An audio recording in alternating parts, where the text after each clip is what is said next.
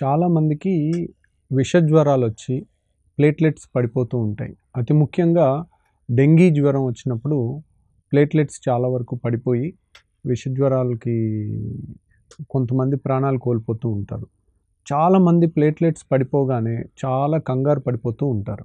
దీనికి ఏ విధమైన జాగ్రత్తలు తీసుకోవాలి?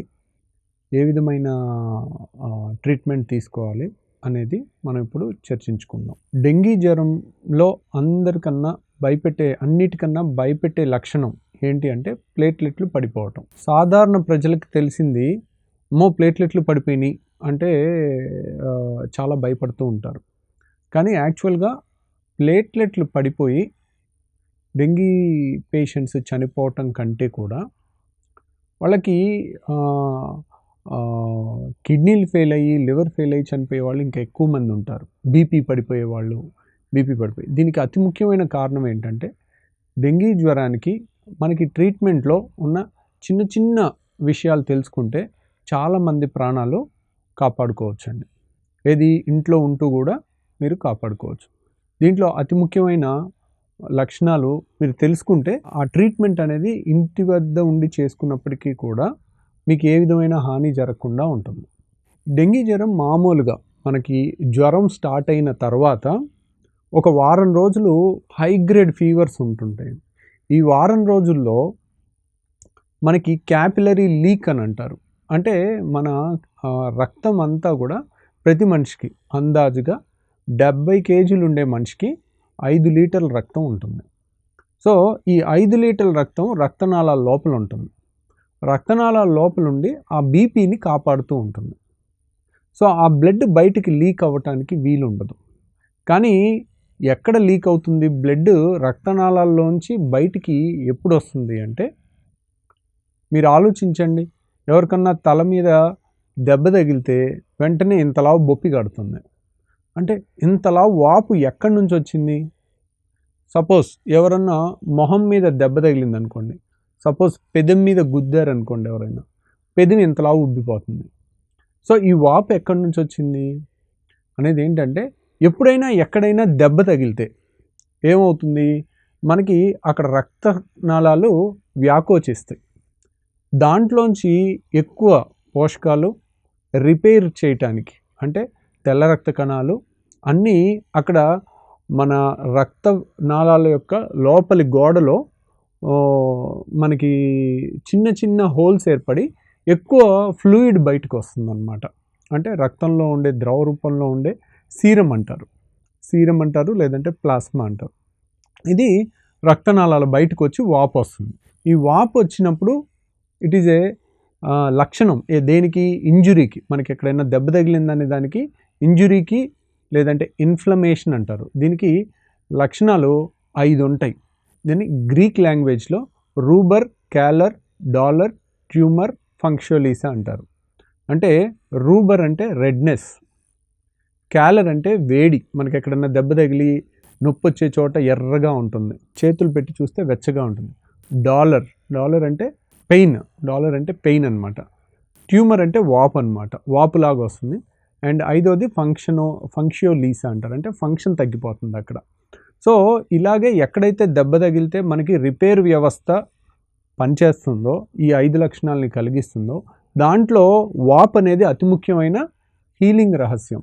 ఈ వాపు జరిగేటప్పుడు ఇదే ఒక చోట దెబ్బ తగిలితే, తల మీద మొట్టికేస్తే బొప్పి కట్టినట్టు, పెదం మీద దెబ్బ తగిలితే పెదం ఉబ్బిపోయినట్టు, అదేవిధంగా ఎక్కడైనా చీమగడ్డ ఏర్పడితే దాని చుట్టూ వాపు వచ్చినట్టు, అలాగే డెంగీ జ్వరంలో ఈ వైరస్ వల్ల మన బాడీలో రక్త కణాల యొక్క లోపలి పొర మొత్తం బాడీ అంతా కూడా వైరస్ దాడి చేయటం వల్ల ఇంజురీ అయ్యి ఈ రక్త కణాలు మొత్తం కూడా వ్యాకోచించి దాంట్లోంచి ఫ్లూయిడ్ అనేది బయటికి వెళ్ళిపోతుంది. ఎప్పుడైతే ఒక వాటర్ ట్యాంక్కి చాలా కన్నాలు ఏర్పడి దాంట్లో ఉన్న వాటర్ అంతా వెళ్ళిపోయింది అనుకోండి, దాంట్లో ప్రెషర్ ఉండదు. సో మిగిలిన అన్ని ఇంట్లో వాటర్ రావటం ఆగిపోతుంది. అలాగే ఎప్పుడైతే మన రక్తం నాళాల్లో ఉండే 5 లీటర్ల రక్తం ఈ చాలా చిన్న చిన్న కన్నాలు లాంటివి పడి రక్తనాళాల లోపల గోడలో మొత్తం దాంట్లో ఉండే ఎర్ర రక్త కణాలు కాకుండా ప్లాస్మా అంతా లీక్ అయిపోయినప్పుడు మనకి మొత్తం రక్తం వాల్యూమ్ తగ్గిపోయి బీపీ పడిపోతుంది. బీపీ పడిపోయి వాళ్ళకి కిడ్నీలు కూడా ఫెయిల్ అవుతాయి. ఎప్పుడైతే బీపీ పడిపోతుందో కిడ్నీలకి రక్త సరఫరా అందక యూరిన్ ఆగిపోతుంది, కిడ్నీలు ఫెయిల్ అయినాయి అంటారు. బీపీ లేకపోతే బాడీలో శుద్ధి జరగటం ఉండదన్నమాట. సో ఇలా బీపీ పడిపోవటం అనేది అతి డేంజరస్ లక్షణం. డెంగీ జ్వరంలో అన్నిటికన్నా డేంజర్ లక్షణం ఏంటంటే బీపీ పడిపోవటం, ఒళ్ళంతా ఉబ్బిపోతుంది వాళ్ళని చూస్తే. సో దీనికి ఈ సమస్యకి పరిష్కారం ఏంటి అంటే, ఇది బాడీయే న్యాచురల్గా డిఫెన్స్ మెకానిజంలో దాన్ని సరి చేసుకుంటుంది. కానీ దానికి ఏం కావాలి, కనీసం 5 రోజుల నుంచి 7 రోజుల టైం కావాలి. ఈ టైంలో గనక మనం దాన్ని కాపాడుకున్నట్లయితే, బీపీని గనక కాపాడుకున్నట్టయితే మనం చాలా వరకు దీంట్లోంచి సేఫ్ సైడ్గా బయటపడిపోతారు డెంగీ జ్వరం నుంచి. సో ఆ టైంలో చేయాల్సింది ఏంటి, నీళ్లు బాగా తాగటం. నీళ్లు తాగుతుంటే హైడ్రేషన్ అంటే బ్లడ్ యొక్క పరిమాణం పెరుగుతుంది. సో ఈ లీకేజ్ అయినప్పటికీ కూడా బీపీ మెయింటైన్ అవుతుంది. బీపీ మెయింటైన్ అయితే మిగిలిన అన్ని అవయవాలు బాగా పనిచేస్తాయి. కిడ్నీ కానీ, లివర్ కానీ, బ్రెయిన్ కానీ అన్నీ బాగా పనిచేస్తాయి అన్నమాట. అదే పేషెంట్కి కనుక వామిటింగ్స్ ఉన్నా, తాగలేకపోతున్నా, నోటి ద్వారా తాగలేకపోతున్నా, అప్పుడు సెలైన్ పెట్టైనా కానీ మనం బీపీని మెయింటైన్ చేస్తాం. ఎప్పుడైతే సెలైన్ పెట్టినా ఎక్కువ మోతాదులో యూజువల్గా ఒక గంటకి 150 గ్రాములు సెలైన్ ఇస్తూ ఉండాలన్నమాట. అలా ఇస్తూ ఉన్నప్పటికీ కూడా బీపీ పెరగనట్టయితే బీపీ పెరిగే ఇంజెక్షన్స్, సెలైన్ పెట్టుకోవాలి. సో అలా బీపీ కాపాడుకున్న తర్వాత చాలా వరకు ఒక 2-3 రోజులు చాలా క్రిటికల్గా ఉంటారు, తర్వాత ఒకేసారి బయటకు వచ్చేస్తారు. ఇది డెంగీలో ప్రాణహాని జరిగే విధానం అండి. కానీ అదే టైంలో ప్లేట్లెట్స్ కూడా పడిపోయి ఉంటాయి. ప్లేట్లెట్స్ పడిపోవటానికి కారణం ఏంటి, ఈ వైరస్ బాడీలో ప్రతి కణాన్ని ఇన్ఫెక్ట్ చేస్తూ మన మీద దాడి చేస్తున్నప్పుడు, అలాగే మూలుగ అంటే ఎముక లోపల ఉండే మూలుగ మీద కూడా దాడి చేసి ఎముక ప్లేట్లెట్స్ తయారు చేయటాన్ని ఆపేస్తుంది.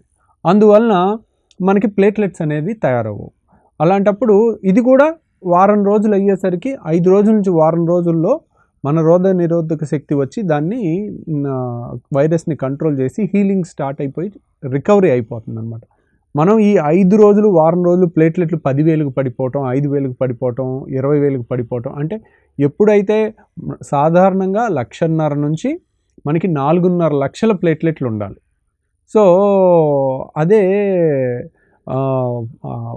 20,000, 10,000, 50,000 అలా పడిపోయినప్పుడు చాలామందికి అది భయానకంగా ఉంటుంది.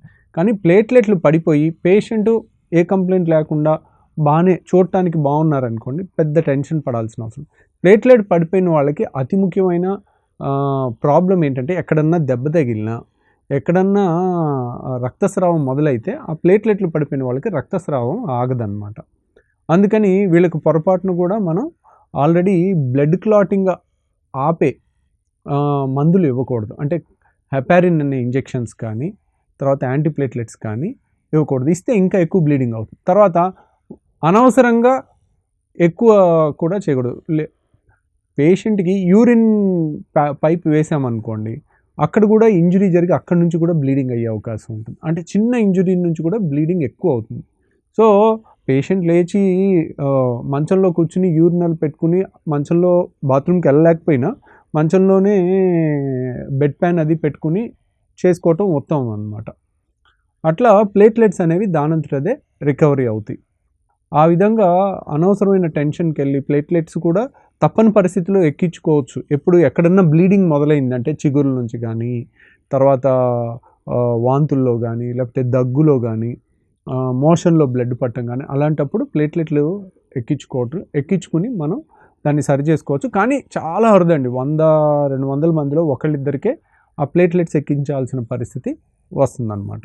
డెంగీ జ్వరం వచ్చిన వాళ్ళు తీసుకోవాల్సిన అతి ముఖ్యమైన జాగ్రత్త ఏంటంటే హైడ్రేషన్, హైడ్రేషన్, హైడ్రేషన్.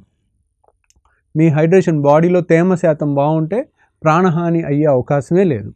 అదొకటి గుర్తుపెట్టుకోండి. ప్లేట్లెట్స్ ఒక్కటి పడిపోయినా కానీ, 5,000 ప్లేట్లెట్స్ ఉన్నా కానీ హ్యాపీగా బతుకుతారు. కానీ హైడ్రేషన్ లేకపోతే మాత్రం పేషెంట్స్ బతికే అవకాశం ఉండదండి. ఈ డెంగీ జ్వరం అనేది ఎలా వస్తుంది అంటే, వర్షాలు పడిన వెంటనే వరుసగా, ఇప్పుడు డెంగీ ఎపిడమిక్ నడుస్తుందండి చాలా చోట్ల. వర్షాలు పడగానే ఎందుకు వెంటనే ఇది స్టార్ట్ అవుతుందంటే, చాలామంది అనుకుంటుంటారు ఆ మురుగునీళ్ళంతా డ్రైనేజ్ వ్యవస్థ పొంగుతూ ఉంటుంది కదా, అందువల్ల వస్తుందని అనుకుంటారు. కానీ అది పొరపాటండి. డెంగీ జ్వరంకి కావాల్సిన మస్కిటో అంటే ఈ దోమ ఏం దోమ అంటారంటే ఎడిస్ ఈజిప్టై అంటారు. ఈ ఎడిస్ మస్కిటో అనేది చూడగానే గుర్తుపట్టచ్చు. మన ఒంటి మీద ఎప్పుడన్నా దోమ వాలిందనుకోండి, చూడగానే మనం ఈ దోమ ఏంటి అనేది కూడా చెప్పొచ్చు. కొన్ని దోమలు ఉంటాయి, అది మన మీద వాలగానే చూస్తే దాని మీద చుక్కలు చుక్కలు ఉంటాయి. దీన్ని టైగర్ మస్కిటో అంటారు.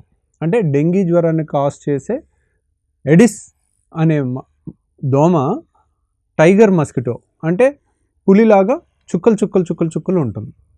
సో ఆ ఒక్కదాన్ని బట్టి వెంటనే చూసి చెప్పేసేయచ్చు మనం. మీరు మరి నెక్స్ట్ టైం ఏదన్నా దోమ మీ మీద వాలినప్పుడు పరిశోధించండి.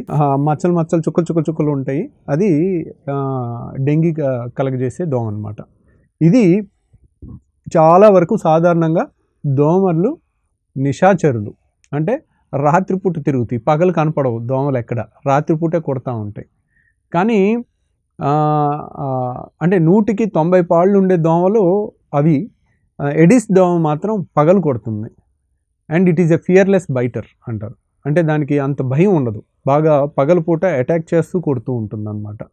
సో ఈ డెంగీ జ్వరానికి సంబంధించిన ఈ టైగర్ మస్కిటో, అంటే టైగర్ మస్కిటో ఎక్కడ పెరుగుతుంది అంటే చిన్న చిన్న ఫ్రెష్ వాటర్లో పెరుగుతుంది. అంటే మనం ఒక టైర్ టెర్రస్ పైన పడేసాము, లేదంటే చిన్న చిన్న గిన్నెలు పడేసాము, వర్షం నీళ్ళు చిన్న చెంబులో చేరిని దాంట్లో పెరుగుతుంది. సో ఇది ఎక్కువ దూరం ఎగరలేదు, గుర్తుపెట్టుకోండి. ఎనాఫిలస్ మస్కిటో అని కానీ, క్యూలెక్స్ మస్కిటో అని కానీ, మలేరియా కాజ్ చేసే మస్కిటో ఎనాఫిలస్ మస్కిటో, తర్వాత బోధకాలు కలగజేసే మస్కిటో క్యూలెక్స్ మస్కిటో, ఇంకా చాలా మస్కిటో అంటే ఈ దోమల వల్ల వచ్చే జబ్బులు చాలా ఉన్నాయి.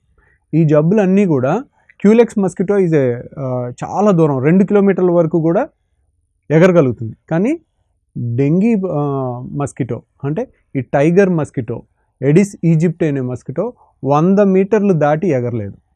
కాబట్టి మనకి డెంగీని 100కు 100 సమూలంగా నిర్మూలించుకోవాలంటే ఏంటంటే, మీ ఇల్లు ఇక్కడ ఉంది, మీ ఇంటి చుట్టూ 100 మీటర్ల చుట్టూ ఒక చిన్న సర్వే చేసి ఎక్కడ ఫ్రెష్ వాటర్ అంటే రెయిన్ వాటర్ కానీ ఫ్రెష్ వాటర్ కానీ చిన్న చిన్న టెర్రస్ పైన ఈ మనకి అన్ని